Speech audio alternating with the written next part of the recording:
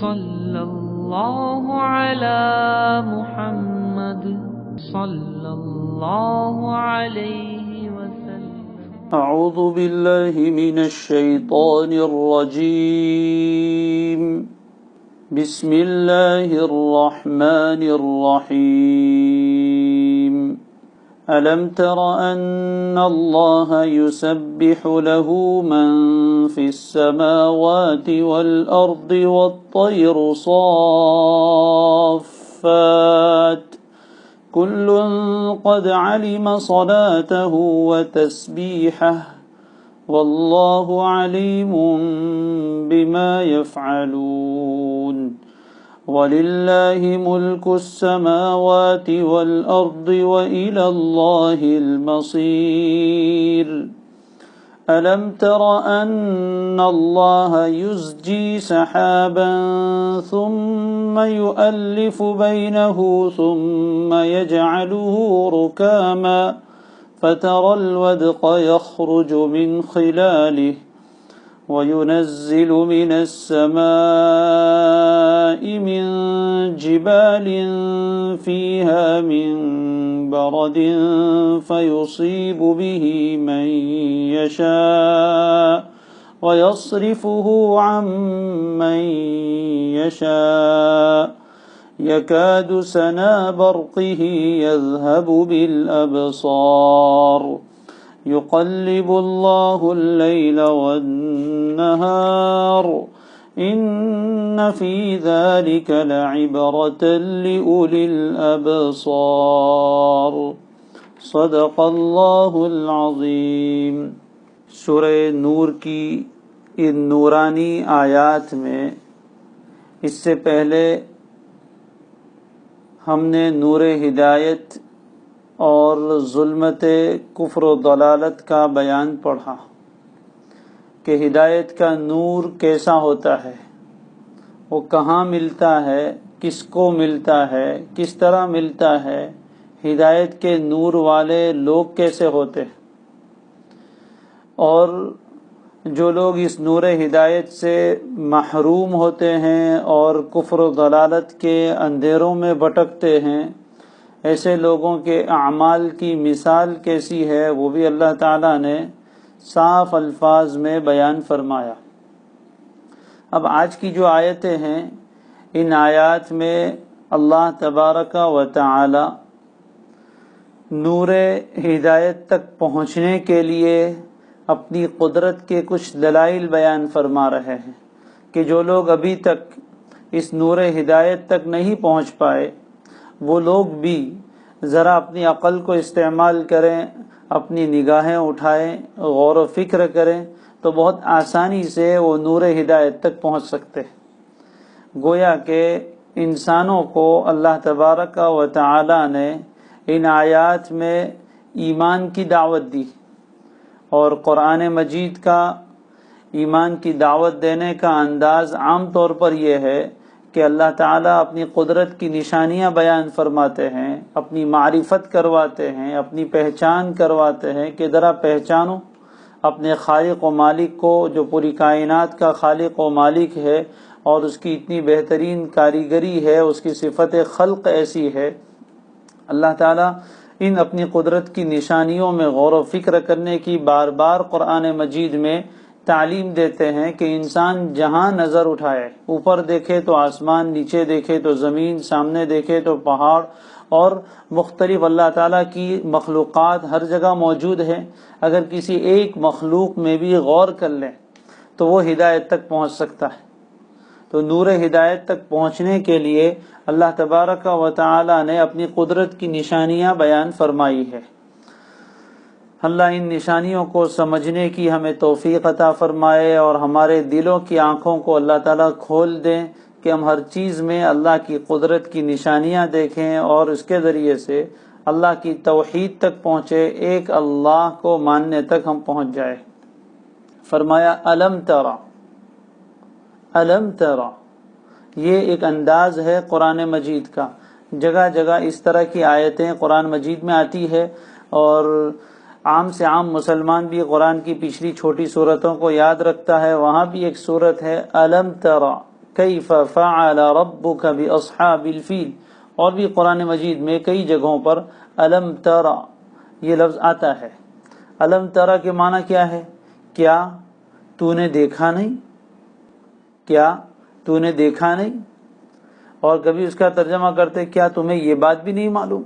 انسان جب کسی چیز کو دیکھتا ہے تو اس سے اس کو علم حاصل ہوتا ہے، تو دیکھنا یہ سبب ہے علم کے حاصل ہونے کا۔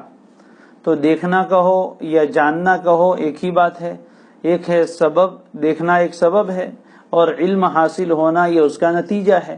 تو زبان میں اس طرح کی باتیں چلتی ہے، بہت سی مرتبہ کوئی چیز دیکھنے کی نہیں ہوتی، اس کے باوجود بھی اس کو دیکھنا کہتے ہیں۔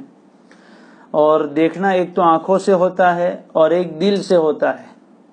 آنکھوں سے دیکھنے کو بصارت کہتے ہیں اور دل سے دیکھنے کو بصیرت کہتے ہیں، دونوں ہی چیزیں مراد ہوتی ہے۔ الم ترى کیا آپ نے نہیں دیکھا؟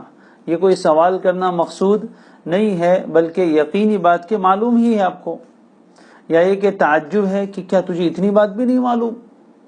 یہ استفہام ہے، سوالیہ انداز ہوتا ہے، لیکن اس کے ذریعے سے کبھی کلام میں وہ معنی مطلوب نہیں ہوتا ہے۔ کبھی تو استفہام کا صیغہ اور یہ سوالیہ انداز اختیار کرنے سے مراد سامنے والے سے حقیقت میں کوئی سوال کرنا ہوتا ہے، لیکن ہر وقت یہی مقصود نہیں ہوتا ہے۔ کبھی کبھی سوال کر کے انکار کرنا بھی مقصود ہوتا ہے، کبھی کبھی سوال کر کے اس چیز کے یقینی ہونے کو بیان کرنا مقصود ہوتا ہے، اور کبھی کبھی تعجب کا اظہار ہوتا ہے، جیسے ہم اپنی زبان میں بولتے ہیں کیا تمہیں یہ بھی نہیں معلوم؟ تو اللہ تعالیٰ فرماتے ہیں الم ترى، اے قرآن پڑھنے والے، اے قرآن پڑھنے والے، اے انسان، کیا تجھے یہ بات معلوم نہیں؟ کیا تو نے یہ نہیں دیکھا؟ تعجب ہے کہ اللہ نے تجھے عقل دی، ہوش دیا، سمجھ دی، بہت ساری چیزیں کائنات میں تو دیکھتا ہے، پھر بھی دیکھی اندیکھی کرتا ہے۔ کیا تجھے یہ بات بھی معلوم نہیں ہوئی؟ کیا تو نے یہ بھی نہیں دیکھا؟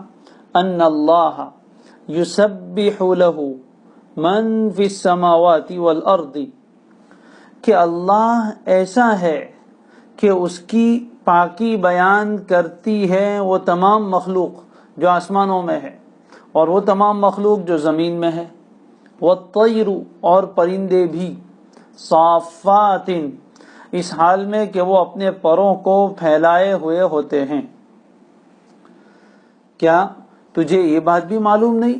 یعنی معلوم ہونی چاہیے کہ آسمانوں میں جو کوئی مخلوق ہیں، آسمان میں اللہ کے فرشتے ہیں، اور آسمان کی دوسری مخلوقات دیکھیں تو سورج ہے، چاند ہے، ستارے ہیں، اور اس کے علاوہ اور مخلوقات آسمان میں، والارض، اور زمین میں جو کوئی مخلوق ہیں، چاہے وہ انسان ہو، جنات ہو، یا ان کے علاوہ چرین پرند درند اور جتنی مخلوقات ہے، شجر حجر نباتات جمادات جتنے بھی ہیں، وہ سب کیا کرتے ہیں؟ یسبح لہ، اللہ کی تسبیح بیان کرتے رہتے ہیں، اللہ کی پاکی بیان کرتے ہیں۔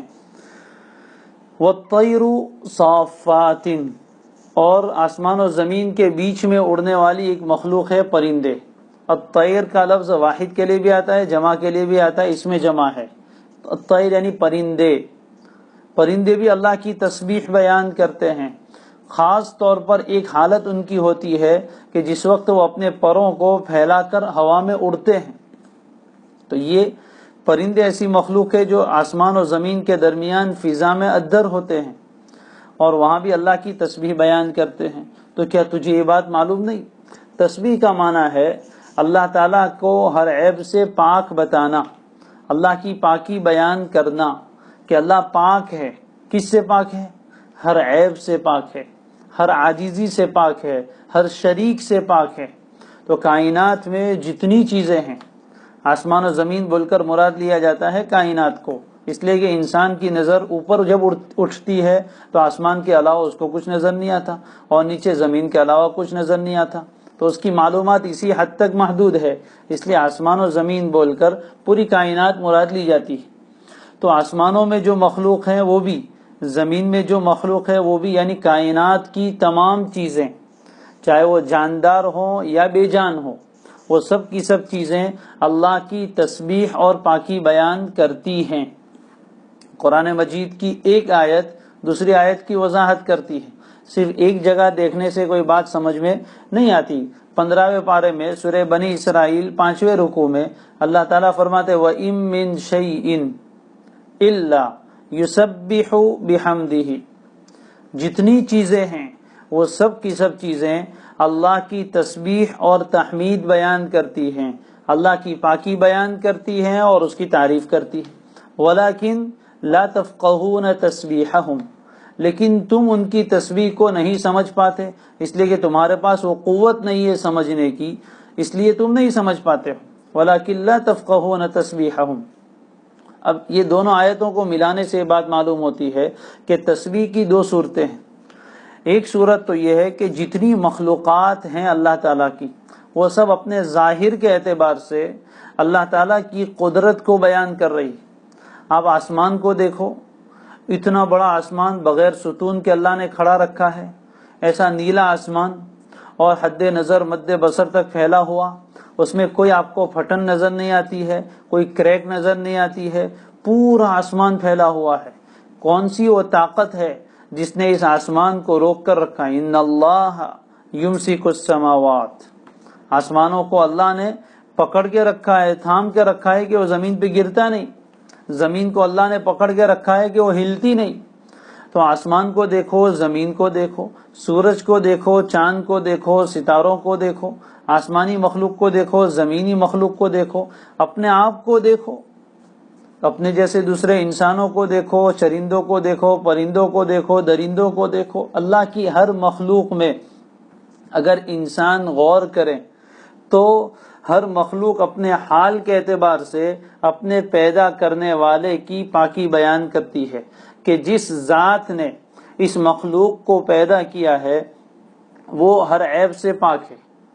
जिस ज़ात ने इस मखलूक को पैदा किया है वो बहुत कुदरत वाला है, वो बहुत इल्म वाला है, इसलिए कि इन चीज़ों को पैदा करने के लिए इल्म चाहिए।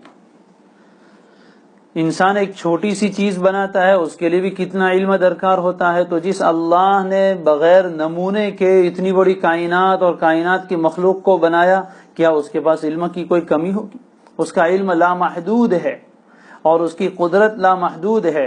उसकी हिकमत देखो कि उसने जितनी मखलूक़ात बनाई है उनको कैसा हिकमत से बनाया, उनके हर उज़्व को कैसा बनाया। एक चीज़ में गौर करते चले जाओ तो नूर हिदायत तुम्हारे सामने खुलता चला जाएगा, तुम्हें अपने पैदा करने वाले की पहचान होगी। सबसे बड़ा इल्म यह है कि इंसान अपने पैदा करने वाले को पहचाने। आज दुनिया के बहुत से इंसान बड़े बड़े साइंसदान बन गए और कायनात की एक एक चीज पर उनका रिसर्च अगर देखा जाए तो इंसान हैरान हो जाता है। हर चीज को तो उन्होंने पहचाना, मखलूक को तो पहचाना, लेकिन अपने पैदा करने वाले को नहीं पहचाना। कायनात में जहां भी नजर डालेंगे अल्लाह ही की कार फरमाई नजर आएगी। तो क्या तुम्हें ये बात मालूम नहीं हुई? ताज्जुब है कि आसमानों में और जमीन में जो भी कोई मखलूक है वो सब युसब्बिहु लहू, अल्लाह की पाकी बयान करती रहती है अपने ज़ाहिरी हाल के एतबार से तो सब मखलूक़ात, और बातिन के एतबार से भी ये सब मखलूक़ात अल्लाह की तस्बीह बयान करती हैं। ये अलग बात है कि तुम उनके बातिन की तस्बीह को सुन नहीं सकते, समझ नहीं सकते, वो तुम्हारी समझ का कसूर है, तुम्हारे कानों का कसूर है कि तुम्हें वो चीज़ें सुनाई नहीं देती। लेकिन अल्लाह जानता है कि ये सब चीजें अल्लाह की पाकी बयान करती है, जाहिर में भी और बातिन में भी। हाँ, सबका तरीका अलग है, जैसे कि आगे आ रहा है, सबका तरीका अलग है जो अल्लाह ने हर मखलूक को समझा दिया है। वत्तैरु साफ़ात, और परिंदे बतौर खास अल्लाह ने जिक्र फरमाया। आप कभी शाम के वक्त जमीन पर बैठ जाइए और परिंदों के झुंड, उनकी कतार की कतार कैसी लाइन में वो सब हवा में उड़ते हैं और एक साथ उनकी कतार होती है, और उनके पर कभी खुले हुए होते हैं, कभी झुके हुए होते हैं, कभी बंद होते हैं, कभी खोलते हैं अपनी विंग्स और अपने पर को, और कैसे उड़ते हैं हवा में। क्या ये अल्लाह की कुदरत की निशानी नहीं है? सूरह मुल्क में अल्लाह ताला फरमाता है वलम यरौ इला तैरी फौकहुम साफ़ातिन व यक़बिज़न, क्या ये लोग अपने ऊपर नहीं देखते परिंदों को कि वो कभी अपने पर फैलाते हैं और कभी अपने पैर को सुकेड़ लेते हैं। मा युमसिकुहुन्ना इल्ला रहमान, कौन है जो इन परिंदों को हवाओं में रोक कर रखता है? सिवाय रहमान के और कोई नहीं है।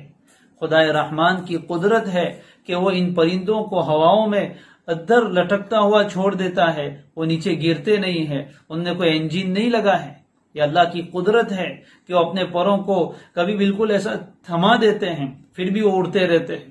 چھوٹے سے چھوٹا پرندہ بھی اڑتا ہے، مچھر بھی اڑتا ہے، اور مکھی بھی اڑتی ہے، چھوٹی سی چڑیا بھی اڑتی ہے، اور بڑا سا باز بھی اڑتا ہے۔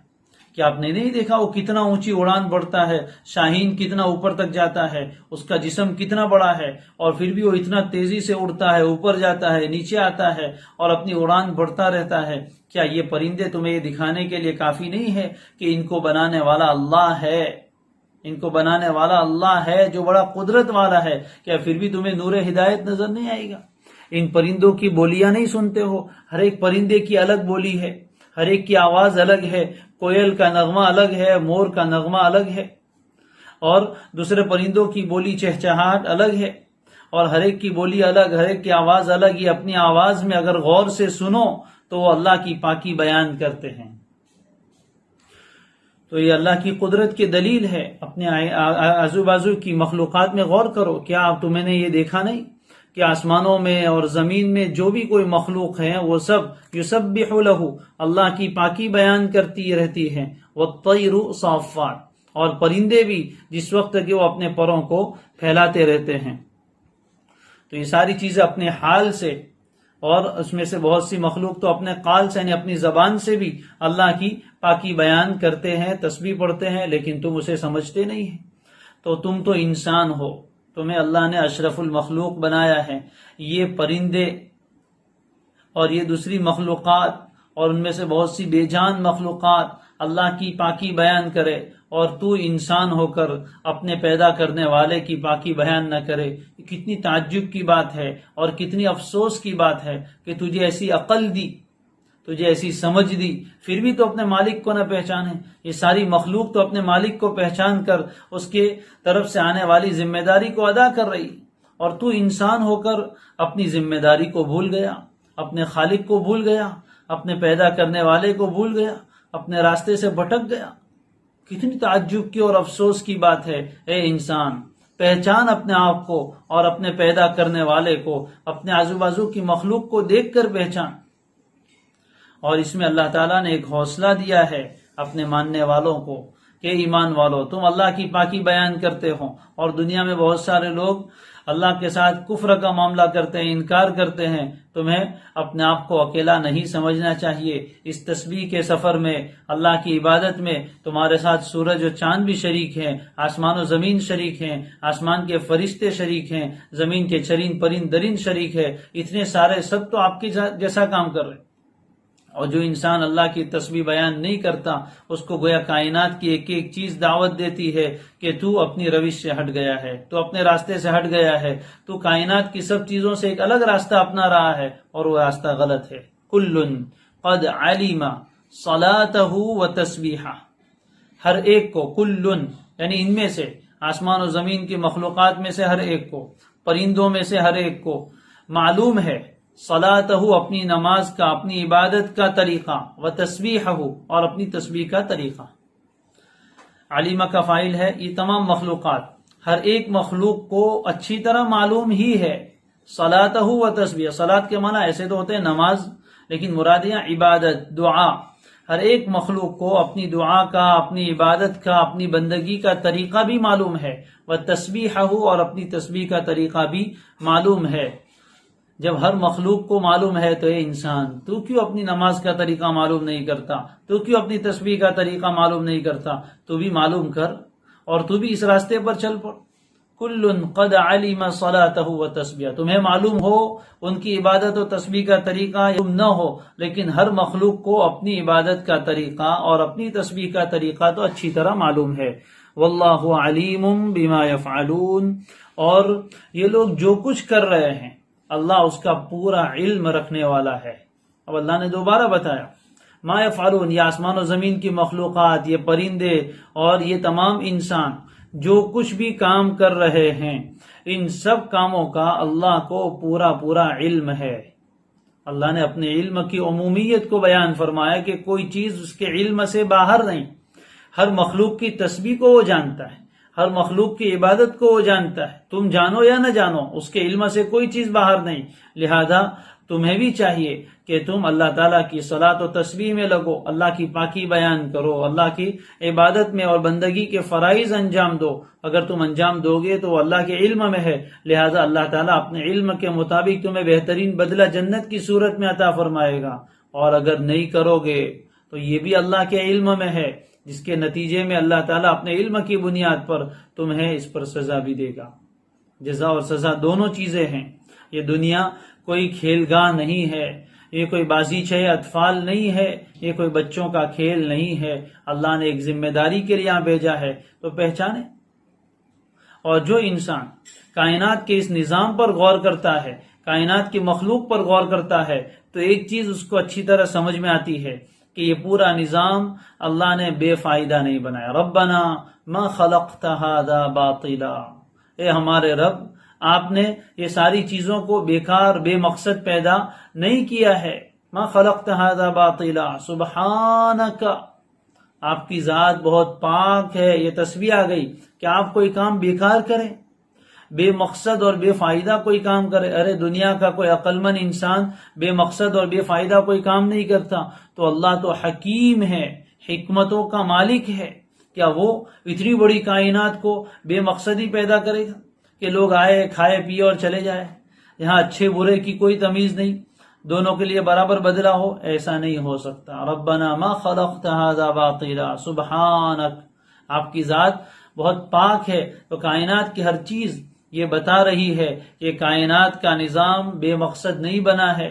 دنیا میں انسانوں کو اور دوسری مخلوقات کو پیدا کرنے کا ایک مقصد ہے، وہ مقصد کیا ہے؟ امتحان، اللہ کی اطاعت و فرمانبرداری اور اس کی رضامندی کو حاصل کرنا۔ اس کو پہچان کر انسان زندگی گزارے۔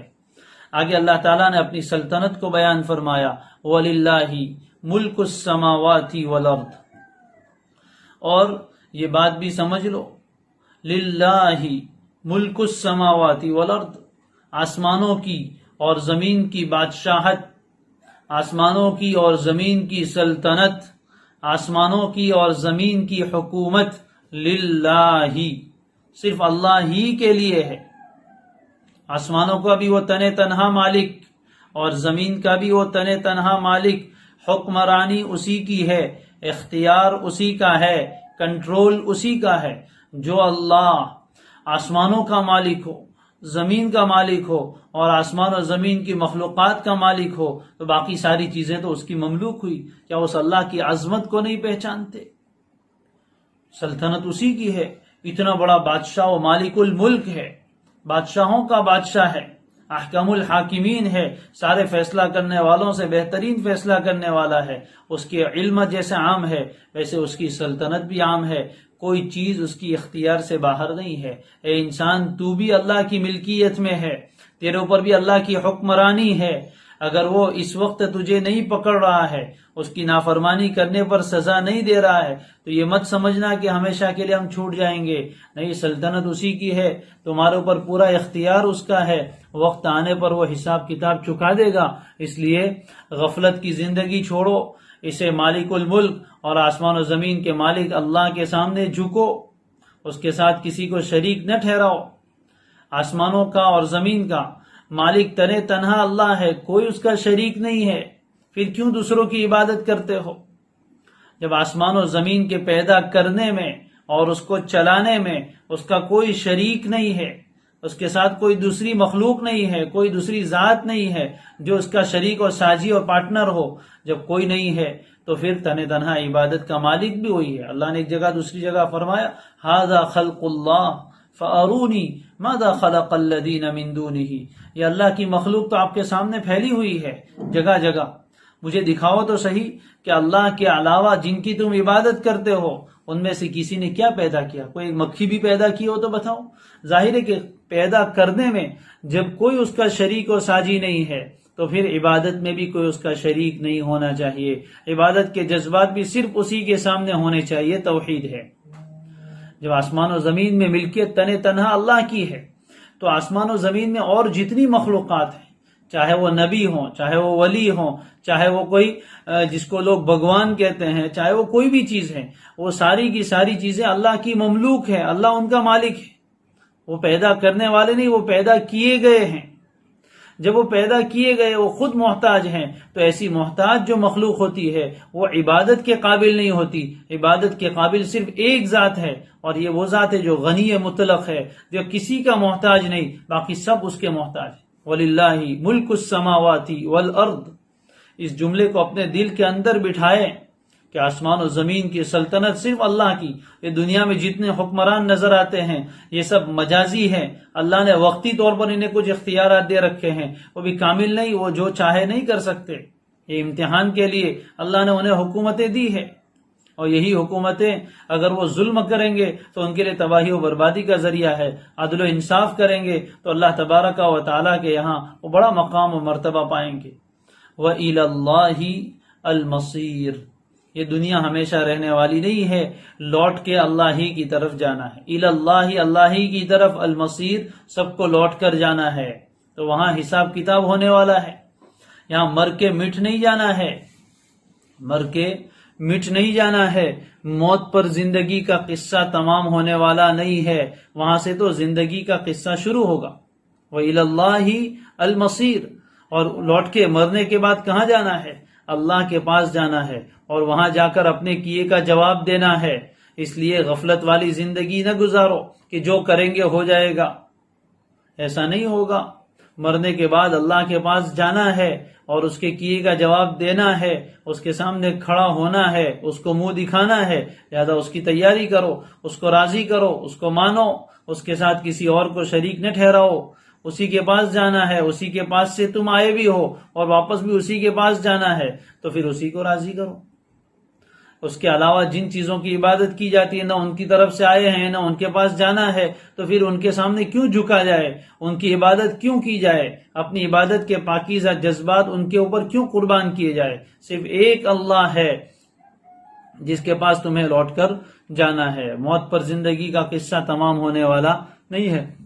آخرت کا یقین انسان کے دل میں ہو تو پھر وہ خودکشیاں نہیں کرتا ہے، سوسائڈ نہیں کرتا ہے، اپنی جان نہیں لیتا.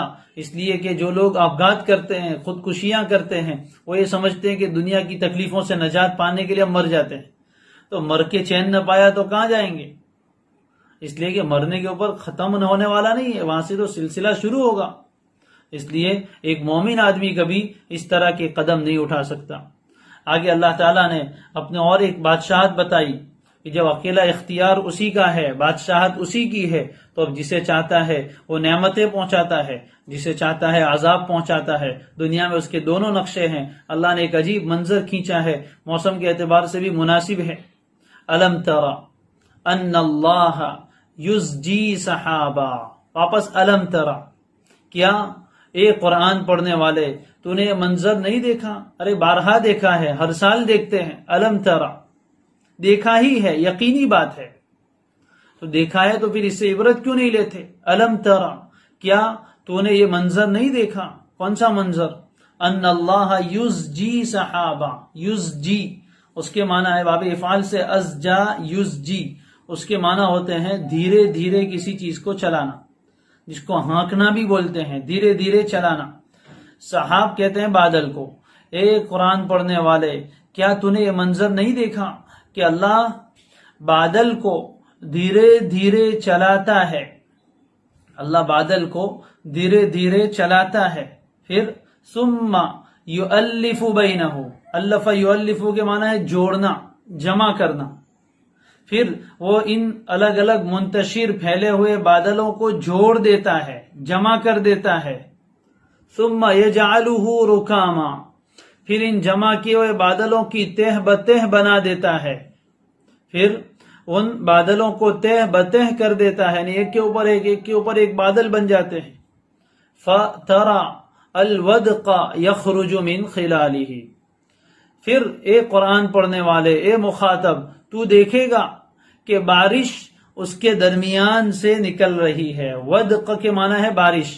پھر اے مخاطب تو دیکھے گا، تو دیکھتا رہتا ہے کہ بارش ان بادلوں کے درمیان سے نکل کر آتی ہے. ایک منظر ہے مانسون کا. کہ اللہ تعالیٰ نے بارش کا کیسا نظام چلایا. جب گرمی کے زمانے میں زمین پیاسی اور خشک ہو جاتی ہے، اس میں دراریں پڑ جاتی ہے اور گرمی کی وجہ سے پوری مخلوقات پریشان ہو جاتی ہے، تو پھر اللہ تعالیٰ ایک نظام چلاتے ہیں. اللہ تعالیٰ ایک نظام چلاتے ہیں کہ زمین کا پانی اوپر اٹھتا ہے اور ایک خاص لیول پر جانے کے بعد وہ بدلی اور بادل بن جاتے ہیں، اور بادل کے منتشر ٹکڑے ہوتے ہیں. ہم دیکھتے ہیں کسی ہل اسٹیشن پر جائے تو وہاں بادل ہمارے ساتھ ٹچ ہو کر بھی جاتے ہیں. بادلوں کا اور مانسون کا ایک نظام ہے، وہ کیسے اٹھتے ہیں. تو زمین سے ان پانیوں کو بھاپ بنا کر کون اوپر اٹھاتا ہے اور اوپر لے جا کے ان کو بادل کی شکل کون دیتا ہے. پھر بادل تو بن گئے، اس کے بعد وہ تو کہیں بنے، کوئی بنگال کی کھاڑی میں بنا اور کوئی سمندر کے اندر بنا اور کہاں بنا. پھر ان بادلوں کو اپنی بستیوں تک کون لاتا ہے؟ اللہ تعالیٰ کا حکم ہوتا ہے، اللہ کا امر ہوتا ہے کہ وہ بادل کو ہانکتا ہے. دھیرے دھیرے دھیرے دھیرے بادل آنا شروع ہوتے ہیں. چنانچہ دیکھتے ہیں، ہمیں نظر آتا ہے کہ بادل چل رہا ہے. وہ چلتا نہیں ہے بلکہ اس کو کوئی چلاتا ہے، اور وہ چلانے والا اللہ ہے. یہ منظر ہم سب کا دیکھا ہوا ہے. ایک بادل اللہ کے حکم کو مان کر چلے اور انسان اللہ کے حکم کو نہ مانے، کتنی افسوس کی اور تعجب کی بات.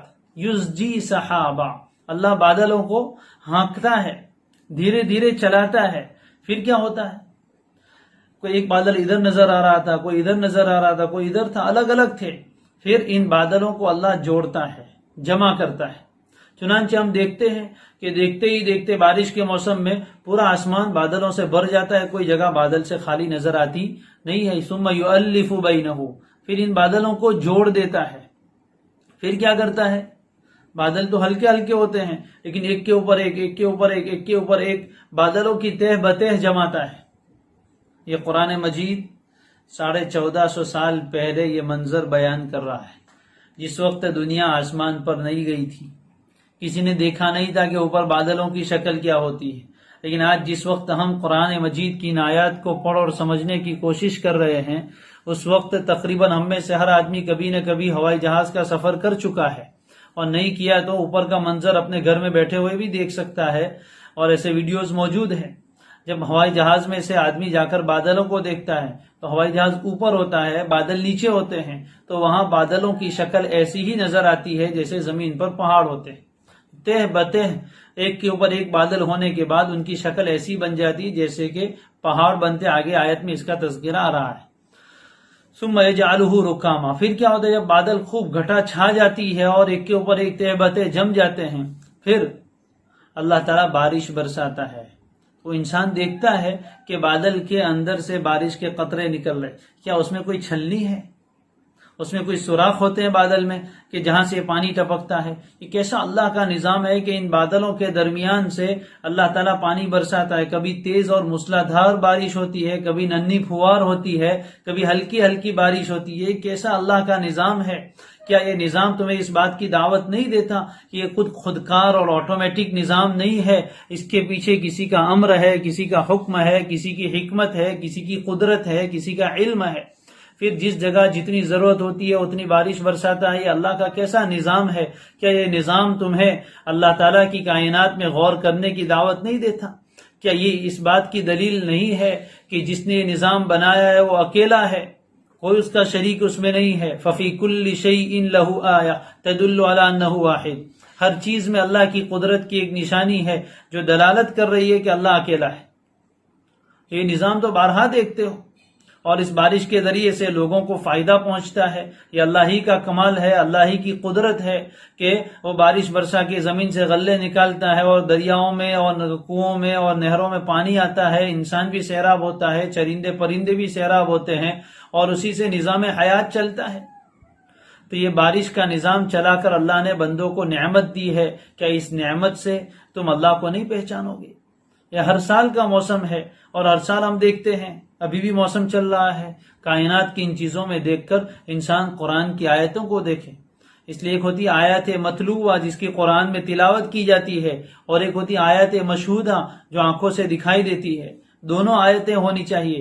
قرآن کی آیتوں کو پڑھیں اور کائنات میں اس کے روشنی میں غور و فکر کریں تو انسان معرفت کے اور ہدایت کے نور تک پہنچ جاتا ہے. آگے پھر فرمایا وَيُنَزِّلُ مِنَ السَّمَاءِ مِن جِبَالٍ فِيهَا مِن بَرَدٍ فَيُصِيبُ بِهِ مَن يَشَاءُ وَيَصْرِفُهُ عَن مَن يَشَاءُ، اور وہ بادلوں سے جو پہاڑوں جیسے ہیں، وَيُنَزِّلُ مِنَ السَّمَاءِ، عربی زبان میں لفظ سما کا ترجمہ صرف آسمان نہیں ہوتا ہے، انسان سے اوپر جتنی چیزیں ہیں اس کو آسمان سما بولتے ہیں. کل ما علاک فہو سما، جو چیز ہمارے اوپر ہے وہ سب سما کہی جا سکتی ہے. تو سما بول کر کبھی تو حقیقت میں وہ نیلا آسمان مراد ہوتا ہے، کبھی اس سے مراد بادل بھی ہوتے ہیں. علماء فرماتے ہیں کہ یہاں مراد بادل ہے. وَيُنَزِّلُ مِنَ السَّمَاءِ، نزل ينزل اتارنا، دھیرے دھیرے اتارتا ہے. من السماء آسمان سے یعنی بادلوں سے. وہ بادل کیسے ہے؟ من جبال فیہا، یعنی ان آسمانوں میں جو پہاڑوں جیسے بادل ہے. ابھی میں نے کہا تھا کہ اوپر جو بادل جمع ہوتے ہیں وہ بادل تہ بتہ جمع ہوتے ہیں اور اس کی ایسی شکل بنتی ہے جیسے کہ پہاڑ ہے. یہ بھی قرآن کا معجزہ ہے. اس وقت انسانیت کو پتہ نہیں تھا جس وقت قرآن کی آیت نازل ہو رہی ہے کہ بادل اس طرح آسمان میں جمع ہوتے ہیں.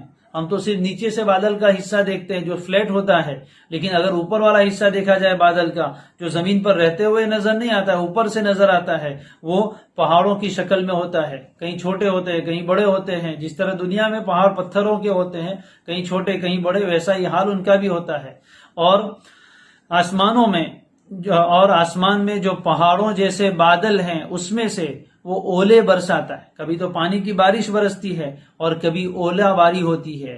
اولے یعنی برف کے ٹکڑے آسمان سے کبھی اللہ تعالیٰ برساتا ہے، جس کے نتیجے کبھی اتنی اولا باری ہوتی ہے اور اتنی برف باری ہوتی ہے کہ جس سے ساری کھیتیاں تباہ و برباد ہو جاتی ہے. انسانوں کے بڑے نقصانات ہوتے ہیں. جن ملکوں میں یہ زیادہ ہوتا ہے وہاں کبھی گاڑیوں کے کانچ ٹوٹ جاتے ہیں، انسانوں کے لیے بھی بڑی پریشانی کا باعث بن جاتا ہے. اور جب یہ اولا باری ہوتی ہے تو ایسی جگہ پر وہاں کھیتیوں کا بھی بڑا نقصان ہوتا ہے. تو وَيُنَزِّلُ مِنَ السَّمَاءِ، جس طرح وہ پانی برسا کر لوگوں کو نفع پہنچاتا ہے، اسی طرح اسی بادل میں سے کبھی کبھی وہ پانی کے بجائے اولے بھی بنا کے اتارتا ہے اور وہی نقصان کی شکل بن جاتی ہے. اللہ تعالیٰ کی سلطنت ایسی ہے کہ وہ جس طرح نفع پہنچاتا ہے اس طرح نقصان بھی پہنچا سکتا ہے. اللہ تعالیٰ اپنی نفع والی صفت کو بھی بیان کرتے ہیں اور نقصان پہنچانے کا اختیار بھی بیان کرتے ہیں تاکہ نفع والی صورت کو دیکھ کر انسان اللہ کی طرف رغبت رکھیں اور نقصان والی صورتوں کو، عذاب والی صورتوں کو دیکھ کر انسان اللہ سے ڈرے. وَيُنَزِّلُ مِنَ السَّمَاءِ مِن جِبَالٍ، اور آسمان میں جو پہاڑوں جیسے بادل ہیں اس میں سے وہ اولے برسا دیتا ہے. فَيُصِيبُ بِهِ مَن يَشَاءُ وَيَصْرِفُهُ عَن مَن يَشَاءُ، پھر جس پر چاہتا ہے اس کو تو مصیبت بنا کے گراتا ہے اور جس سے چاہتا ہے ان اولوں کو ہٹا دیتا ہے. یعنی ہر جگہ اولے نہیں گرتے، جس جگہ چاہتا ہے، جس بستی میں چاہتا ہے، جس علاقے میں چاہتا ہے وہاں اولے برسا کر نقصان پہنچاتا ہے، ان کی کھیتیوں کو جلا دیتا ہے تاکہ وہ اللہ کی طرف رجوع کرے. اور جس علاقے سے چاہتا ہے اولوں کو ہٹا دیتا ہے، یعنی وہاں اولے نہیں برساتا، جس کے نتیجے میں ان کا نقصان نہیں ہوتا. بارش کا نظام بھی ایسا ہی ہے اور اولوں کا نظام بھی ایسا ہی ہے. ایک جگہ ہوتی ہے دوسری جگہ نہیں ہوتی. ہم دیکھتے ہی رہتے ہیں، ایک علاقے میں بارش ہوئی دوسرے علاقے میں نہیں ہوئی. قریب قریب میں بھی ایسا بہت سی مرتبہ ہوتا ہے. تو یہ اللہ تعالیٰ کا نظام ہے، یہ کوئی آٹومیٹک معاملہ نہیں ہے کہ جہاں چاہے بادل برس جاتے ہیں جہاں چاہے نہیں بدلتے. کبھی بادل خوب چھاتے ہیں لیکن برستے نہیں، گرجتے ہیں برستے نہیں ہے، اور کبھی برستے ہیں کبھی نہیں برستے ہیں. یہ ساری چیزیں کہاں بارش برسانی ہے کہاں بارش نہیں برسانی ہے، یہ سارا اختیار سارا کنٹرول صرف اللہ کے ہاتھ میں ہے. اسی اللہ کی عبادت کرو تنے تنا، اسی کا اختیار ہے، اس کے علاوہ کوئی بارش نہیں برسا سکتا. لیکن لوگ اس میں بھی شرک نکال لیتے ہیں. چنانچہ زمانہ جاہلیت میں بھی ایسا ہی معاملہ تھا. بارش ہوتی تھی تو کہتے تھے مطرنا بنوء کذا، او فلاں ستارہ طلوع ہوا اس لیے آج بارش ہوئی، فلاں جگہ ستارہ طلوع نہیں ہوا اس لیے بارش نہیں ہوئی. ستاروں کی طرف منسوب کرتے تھے. آج بھی بہت سے لوگ اپنی نادانی کی وجہ سے اور اپنے علم نہ ہونے کی وجہ سے بارش کو کسی دیوی اور دیوتا کی طرف منسوب کر دیتے ہیں کہ فلاں دیو آئے اس لیے بارش ہوئی، فلاں نہیں ہوئی.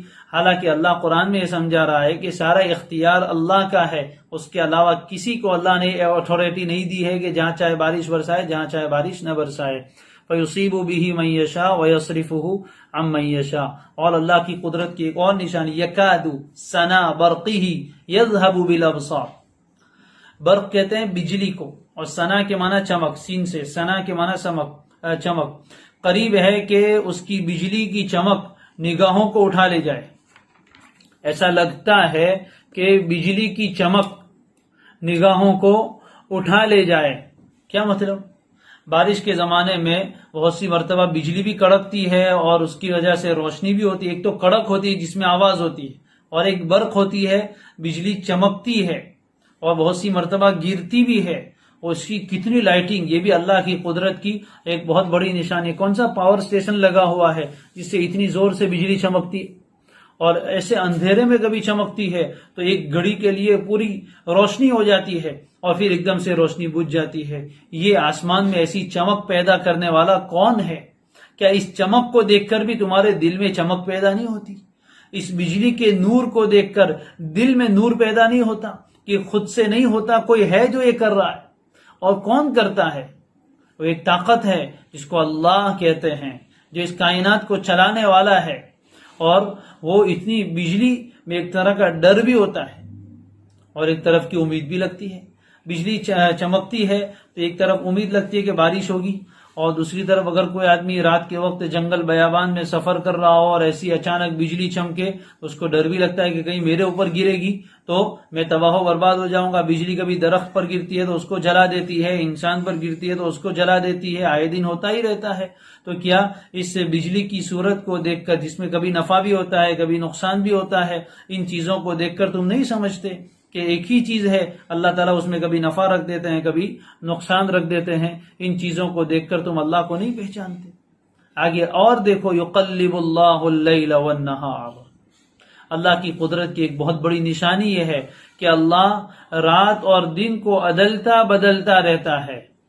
اللہ رات اور دن کو عدلتا بدلتا رہتا ہے. قلب یقلب، تقلیب کے اصل معنی الٹ پلٹ کرنا، حالت کو بدل دینا.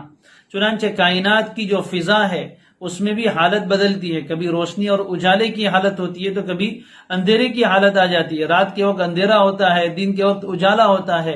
یہ پوری کائنات پر چادر تان کر اس کو اندھیرا اور تاریک کر دینا یہ کوئی معمولی کام ہے، اور پھر اس چادر کو ہٹا کے دن کے وقت پوری کائنات کو روشن کر دینا یہ روزانہ ہوتا ہے، روٹین ہے. چونکہ ہم لوگ بچپن سے ان چیزوں کو دیکھتے ہیں اس لیے ہمیں ان پر کوئی تعجب نہیں ہوتا. کبھی کبھی سورج گہن ہو جاتا ہے، دن کے وقت میں تھوڑی سی دیر کے لیے اندھیرا آ جاتا ہے تو سب لوگ تعجب کرتے کہ اندھیرا ہو گیا، اندھیرا. حالانکہ ایسا اندھیرا روزانہ رات کو ہوتا ہے. جو اللہ سورج کو چمکنے کی حالت میں بے نور کرتا ہے وہ روزانہ سورج کو غروب کر کے اس کی روشنی کو چھپا دیتا ہے. تو رات اور دن کو عدلنا بدلنا یہ ایک ایسا لگا بندھا نظام ہے کہ وہ سورج وقت پر نکلتا ہے، وقت پر غروب ہوتا ہے، اور چاند اپنے وقت پر طلوع ہوتا ہے اور اپنے وقت پر ڈوب جاتا ہے. یہ کیسا نظام ہے؟ اس کے پیچھے اللہ کی کار فرمائی ہے. سورج کوئی معبود نہیں ہے، وہ عبادت کے قابل نہیں ہے. سورج پر بھی کنٹرول اللہ کا ہے، سورج پر بھی کنٹرول اللہ کا ہے. ستاروں کو پوجنے والوں اور سورج و چاند کی عبادت کرنے والوں یہ معبود نہیں ہے، یہ تو خود اللہ کے حکم پر چل رہے ہیں. بوقت شام سورج سے حکومت چھین لیتا ہے، بوقت صبح ستاروں سے قیادت چھین لیتا ہے. اللہ کی شان یہ ہے کہ شام ہوتی ہے تو سورج سے حکومت چھین لیتا ہے. دن بھر میں سورج کی حکومت تھی، پوری کائنات پر اس نے روشنی بکھیری ہوئی تھی، لیکن شام آتے ہیں تو اللہ تعالیٰ اس کو بے نور کر دیتے ہیں، یعنی اس کو ہمارے یہاں سے غروب کر دیتے ہیں، اس سے حکومت چھین لیتے ہیں. تو بوقت شام سورج سے حکومت چھین لیتا ہے، بوقت صبح ستاروں سے قیادت چھین لیتا ہے. حالانکہ سورج آسمان میں ہی ہوتا ہے لیکن ہمیں نظر نہیں آتا. ستارے آسمان میں ہی ہوتے ہیں لیکن ہمیں صبح کے وقت میں سورج کی روشنی نکلتی ہے تو ستاروں کی قیادت ختم ہو جاتی ہے. رات کے اندھیرے میں لوگ ستاروں سے راستہ معلوم کرتے تھے، اس لیے ان کو قائد اور رہنما کہتے ہیں، راستہ دکھانے والے. لیکن صبح کے وقت ان سے قیادت چھین لیتا ہے. قرینہ سیکھ لو اس کی زمین پر چلنے کا، تکبر کرنے والوں سے وہ دولت چھین لیتا ہے. بہرحال تو یہ اللہ تعالیٰ کا نظام ہے، رات اور دن کو عدلنا بدلنا، رات کے بعد دن، دن کے بعد رات لانا، پھر رات اور دن کو چھوٹا بڑا کرنا. کبھی رات چھوٹی ہو جاتی ہے تو دن بڑا ہو جاتا ہے، کبھی دن چھوٹا ہو جاتا ہے تو راتیں بڑی ہو جاتی ہے. یہ نظام کس کا بنایا ہوا ہے؟ کیا یہ اندھیرے اور اجالے کے آنے جانے میں تمہیں یہ عبرت کی باتیں سمجھ میں نہیں آتی؟ اس کو دیکھ کر اگر انسان کی دیکھنے والی نگاہیں ہوں تو اس کو یہ اللہ کا نور ہر جگہ نظر آتا ہے. اللہ کا نور ہر جگہ نظر آتا ہے. بس آدمی ذرا غور کرے، اپنے دل کی آنکھوں کو کھولے اندھا بن کر نہ گھومے. اسی لیے فرمایا ان فی ذالک لعبرۃ لاولی الابصار، یقیناً ان تمام چیزوں میں بصیرت والوں کے لیے بڑی عبرت کی باتیں ہیں. ابصار تو اصل کہتے ہیں آنکھ والوں کے لیے بڑی عبرت کی باتیں ہیں، سمجھنے کی باتیں ہیں. عبرت کہتے ہیں ایک جگہ سے دوسری جگہ گزر جانا. بولتے رہتے ہیں اردو میں راستہ عبور کرنا، یعنی ایک راستے کے اس کنارے سے اس کنارے پر چلے جانا، اس کو کہتے ہیں عبور کرنا. اسی طرح ظاہری کسی چیز کو دیکھ کر اس کے باطن تک، اس کے ڈیپ میں چلا جانا اور اس کی اصل تہ تک پہنچ جانا، اس کو کہتے ہیں عبرت. یہ کائنات کی ظاہری جلوہ نمائیاں اللہ کی ہے، اس کو دیکھ کر انسان آگے پہنچے. یا رب درون سینہ دل با خبر بے دے، یا رب درون سینہ دل با خبر بے دے، در بادا نشرا می نگرم آ نظر بے دے. علامہ اقبال نے دعا کی تھی، اے میرے رب سینے میں ایسا دل دے جو ہر وقت آپ سے باخبر رہے. میں شراب دیکھوں اور اس میں چھپا ہوا نشہ مجھے نظر آ جائے، ایسی نگاہ مجھے دے دے. یہ نگاہ اللہ سے مانگنی چاہیے. وہ بصیرت ہے، وہ بصارت ہے کہ شراب دیکھیں تو شراب تو ایک مشروب نظر آتا ہے، اس میں جو نشہ ہے وہ انسان کو نظر نہیں آتا، وہ تو پینے کے بعد چڑھتا ہے. تو فرماتے ہیں کہ شراب کو دیکھوں اور اس کی حقیقت مجھے نظر آ جائے کہ اس کے پیچھے نشہ ہے، یعنی آپ کی مخلوق کو دیکھوں اور مجھے آپ نظر آئے. ارے پھول کی خوبصورتی کو دیکھیں تو یہ پھول بنانے والے کی خوبصورتی انسان کے ذہن میں آئے کہ جس نے پھول کو اتنا خوبصورت بنایا وہ کیسا قدرت والا. یا خود بخود پھول اگ جاتا ہے، صبح کو ایک کلی نکلتی ہے اور پھر وہ پھول کھلتا ہے اور کتنا خوبصورت خوشبو دینے والا بن جاتا ہے. رات کے اندھیرے کو آن کی آن میں وہ ختم کر کے ایسا اجالا اور روشنی کر دیتا ہے، اور ایسے اجالے میں سے پھر دوبارہ اندھیرا کر دیتا ہے. کیا یہ چیزیں تمہیں بتاتی نہیں؟ ان فی اختلاف اللیل والنہار لآیات لأولی الالباب. رات اور دن کے ایک کے بعد ایک آنے میں، عدلنے بدلنے میں عقل والوں کے لیے بڑی نشانیاں ہیں. جن لوگوں کو ان چیزوں میں اللہ کی قدرت نظر نہیں آتی اور وہ لوگ پھر اللہ کی نور ہدایت تک نہیں پہنچتے، ایسے لوگ گویا کہ آنکھوں کی بینائی سے اندھے ہیں، دیکھتے تو ہیں لیکن سمجھتے کچھ نہیں. لہم اعین لا یبصرون بہا، آنکھیں تو ہیں لیکن اس سے دیکھتے نہیں ہیں. لہم آذان لا یسمعون بہا، کان ہیں لیکن اس سے سنتے نہیں ہیں. دل ہے لیکن سمجھتے نہیں ہیں. اللہ ایسے اندھاپے سے ہماری حفاظت فرمائے. صرف اندھاپے آنکھ کے نہیں ہوتے، آدمی دل کا بھی اندھا ہوتا ہے. فَإِنَّهَا لَا تَعْمَى الْأَبْصَارُ وَلَكِنْ تَعْمَى الْقُلُوبُ الَّتِي فِي الصُّدُورِ. قرآن میں اللہ فرماتے ہیں کہ دل، آنکھیں اندھے نہیں ہوتی ہے، وہ دل جو سینوں میں رکھے ہیں وہ اندھے ہو جاتے ہیں. ایک قوم کے بارے میں فرمایا إِنَّهُمْ كَانُوا قَوْمًا عَمِينَ، وہ ایسی قوم تھی جو اندھی تھی. تو پوری قوم کے لوگ آنکھوں سے اندھے نہیں تھے لیکن دل کے اندھے تھے. اصل اندھاپا تو دل کا اندھاپا ہے. آدمی کی ظاہر کی آنکھیں نہ ہو تو صرف اس کو ظاہر نظر نہیں آتا، ظاہر کی آنکھیں ہوں، دنیا کی ساری چیزوں کا نظارہ کرتا ہے لیکن اللہ اس کو نہیں دکھتا ہے اور اللہ کی قدرت اس کو نظر نہیں آتی ہے اور اپنی عقل سے اور اپنے دل و دماغ سے صحیح فائدہ نہیں اٹھاتا. یہ آدمی حقیقت میں اندھا کہے جانے کے قابل ہے. اللہ تعالیٰ آنکھوں کے اندھاپے سے بھی حفاظت فرمائے، دل کے اندھاپے سے بھی حفاظت فرمائے. ان آیات میں اللہ نے اپنی قدرتوں کو بیان کیا ہے. اس کا سبق یہ ہے کہ ہم ظاہر میں جب بھی ان نشانیوں کو دیکھیں تو اللہ کی قدرت میں غور کریں کہ بہت بڑی عبادت ہے. اللہ کی قدرت کو پہچانے، اس سے ایمان بھی بڑھتا ہے اور اس سے معرفت پیدا ہوتی ہے، اللہ کی پہچان پیدا ہوتی ہے اور نور ہدایت دل میں پھر جگمگانے لگتا ہے اور نور ہدایت پھر بڑھنے لگتا ہے. پھر انسان کو اللہ تبارک و تعالیٰ کی طرف سے سیدھا راستہ مل جاتا ہے. اللہ ہم سب کو اور ہمارے تمام غیر مسلم بھائیوں کو بھی سیدھا راستہ دکھائے اور سیدھے راستے کو سمجھنے کی توفیق عطا فرمائے، چلنے کی بھی توفیق عطا فرمائے. سبحان اللہ و بحمدہ، سبحانک اللہم و بحمدک، نشہد ان لا الہ الا انت ونستغفرک ونتوب الیک.